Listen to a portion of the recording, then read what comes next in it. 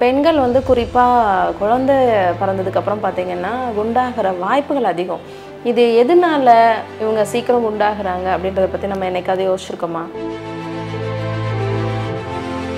லேடிஸ்க்கு எஸ்பெஷலி பார்த்திங்கன்னா பிசிஓடி அப்படின்ற ஒரு ப்ராப்ளம். சில பெண்களுக்கு மாதவிடாய் சுழற்சி சரியாக இல்லை அப்படின்னா குண்டாகிறதுக்கான வாய்ப்பு இருக்குது. 54% வந்து பெண்களுக்கு அனீமியா இருக்குது.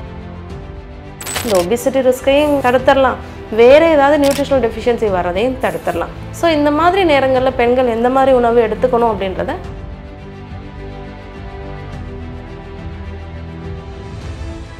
அனைவருக்கும் வணக்கம். நம்ம ஊரில் இந்த பொண்ணு மாப்பிள்ளெல்லாம் பார்க்கும்போது ஃபோட்டோவை ஃபஸ்ட்டு பார்ப்பாங்க. அப்புறம் நேரில் போய் பார்க்கும்போது பொண்ணு ஒல்லியாக இருந்தால் ஒன்றும் பிரச்சனை இல்லை, இதே பையனோ பொண்ணோ குண்டாக இருந்தால் ஏன்னா இப்போவே குண்டாக இருக்க அப்புறம் கல்யாணத்துக்கு அப்புறம் இன்னும் குண்டாயிடும் அப்படின்னு சொல்லுவோம். பெண்கள் வந்து குறிப்பாக குழந்தை பிறந்ததுக்கப்புறம் பார்த்திங்கன்னா குண்டாகிற வாய்ப்புகள் அதிகம். இது எதனால இவங்க சீக்கிரம் குண்டாகிறாங்க அப்படின்றத பற்றி நம்ம என்னைக்காவது யோசிச்சிருக்கோமா? அதை தடுக்கிறதுக்கு நம்ம என்ன பண்ணணும் அப்படின்றத பற்றியும், எதனால அவங்க வந்து பெண்கள் சீக்கிரமாக குண்டாகிறாங்க குழந்தை பேருக்கு பிறகு அப்படின்றத பற்றி இந்த பதிவில் நம்ம பார்ப்போம். அதாவது ஹார்மோனல் சேஞ்சஸ் தான்.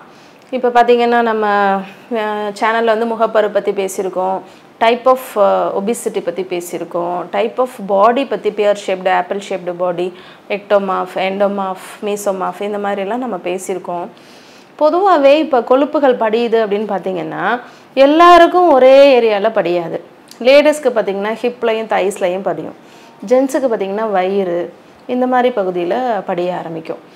லேடிஸ்க்கு எஸ்பெஷலி பார்த்திங்கன்னா பிசிஓடி அப்படின்ற ஒரு ப்ராப்ளம், அதாவது பாலிசிஸ்டிக் ஓவேரியன் டிசீஸ். இந்த மாதவிடாய் சுழற்சி வந்து கரெக்டாக இல்லை அப்படின்னா அந்த மாதிரியான பெண்கள் வந்து குண்டாகிறதுக்கான வாய்ப்பு அதிகம். குண்டாகிறனாலையும் பாலிசிஸ்டிக் ஓவேரியன் டிசீஸ் வரும். பாலிசிஸ்டிக் ஓவேரியன் டிசீஸ் வந்துச்சுன்னா குண்டாகிற வாய்ப்பு இன்னும் அதிகமாகும். ஸோ இது ஒரு சைக்கிள் மாதிரி, இது அதிகப்படுத்தும், இது அதிகப்படுத்தும். ஸோ இப்படியே இந்த சைக்கிள் போயிட்டே இருக்கும். இது வந்து பெண்களுக்கு, சில பெண்களுக்கு மாதவிடாய் சுழற்சி சரியாக இல்லை அப்படின்னா குண்டாகிறதுக்கான வாய்ப்பு இருக்குது.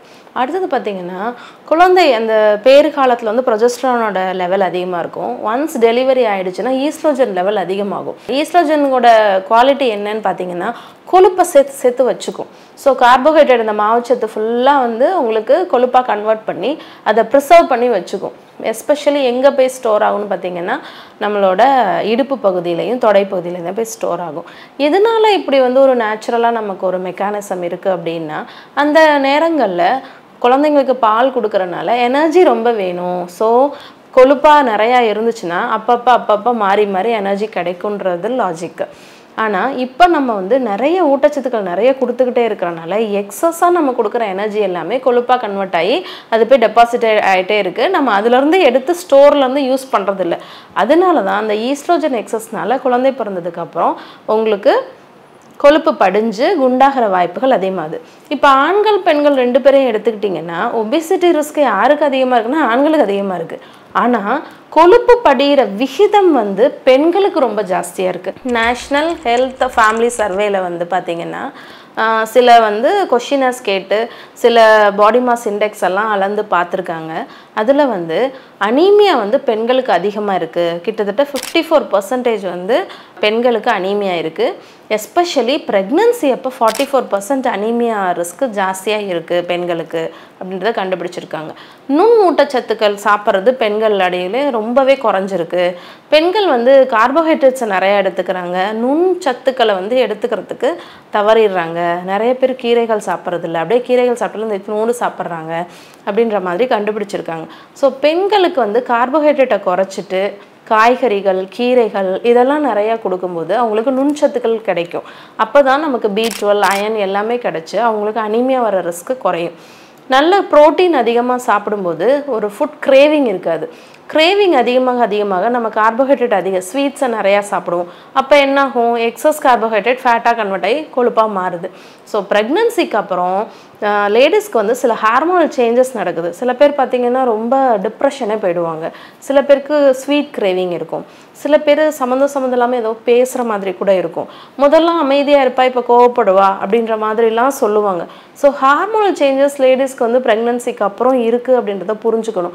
புரிஞ்சுட்டு அதுக்கேற்ற மாதிரி நம்ம அவங்களுக்கு டயட்டு கொடுக்க ஆரம்பித்தோம்னா கண்டிப்பாக அவங்களுக்கு இந்த ஒபிசிட்டி ரிஸ்கையும் தடுத்துடலாம், வேறு ஏதாவது நியூட்ரிஷனல் டெஃபிஷியன்சி வரதையும் தடுத்துடலாம். ஸோ இந்த மாதிரி நேரங்களில் பெண்கள் எந்த மாதிரி உணவு எடுத்துக்கணும் அப்படின்றத நெக்ஸ்ட் வீடியோவில் பார்ப்போம். அதுவரை காத்திருங்கள். நன்றி, வணக்கம். மூளை நரம்பியல் மருத்துவர் வேணி அவர்கள் எழுதிய தலைவலியே உன் முகவரிதான் என்ன, மூளை என்னும் மூலவர், பக்கவாதத்தையும் வெல்லலாம் மற்றும் நலவாழ்வு 40 நம் கைகளில் புத்தகம் தேவைப்படுபவர்கள் ராக்ஃபோர்ட் நரம்பியல் மையத்தை தொடர்பு கொண்டு பெற்றுக்கொள்ளலாம்.